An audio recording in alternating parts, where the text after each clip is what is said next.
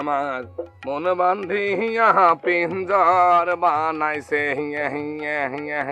সোনার মহিনা ঘরে রাইখা বাইরে তালা লাগাইছে বাংতালা বাংতালা বাংতালা বাংতালা বাংতালা বাংতালা বাংতালা বাংতালা। কি এটা কোন ধরনের গান হচ্ছে? ভাঙতালা ভাঙতালা ভাঙতালা। গুরু গাছে একরকম, তুমি করছো আর একরকম। আরে রে মতিন, ঘটনা তোর বুঝবার লাগবে। মনে কর যে কুমার বিশ্বজিৎ জিনিস নিয়ে, হ্যাঁ, উনি কি সুন্দর একজন তবলা বাদক নিয়ে গান গায়, তাই নি? তারপর মনে কর যে মমতা, সে কি সুন্দর গান গায় না। মনে কর সেরকম আমি চিন্তা করেছি আমার সাথে এরকম থাকবে। সে মনে করে যে গানটা আছে না, যে রসিক আমার মন বান্ধিয়া পিঞ্জর বানাইছে সোনার ময়না ঘরে রাইখা বাইরে তালা লাগাইছে।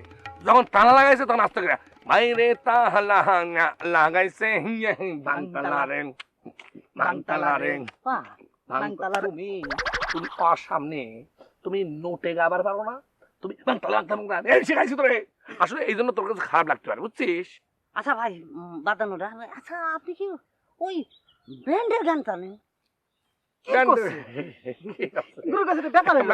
আচ্ছা তাহলে একটু শোনান দেখি। শোন, আমরা আলু নিয়ে একটা গান করেছিলাম না? হ্যাঁ হ্যাঁ, ওই যে ওইটা শোন, ওইটা অনেক হিট হবে আমার ধারণা। এই আলু যদি আমরা ঠিকভাবে ছড়াই দেওয়ার পরে পুরো বাংলাদেশ মনে করছে আলু নিয়ে একটা অন্যরকম বিপ্লব শুরু হয়ে যাবে গানের। একদম মনে করে হচ্ছে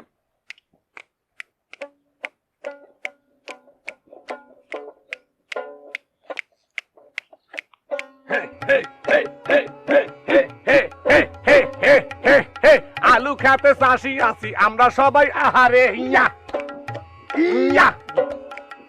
আলুর জন্য ভাত কমান, ভাত খাওয়াটা কমাই দেন ইয়া ইয়া ইয়া। বাংলাদেশি আমরা সবাই আলু চাষি ইয়া ইয়া। ভাই ভাই আমি মানে আপনাদের গান অনেক সুন্দর ভাই।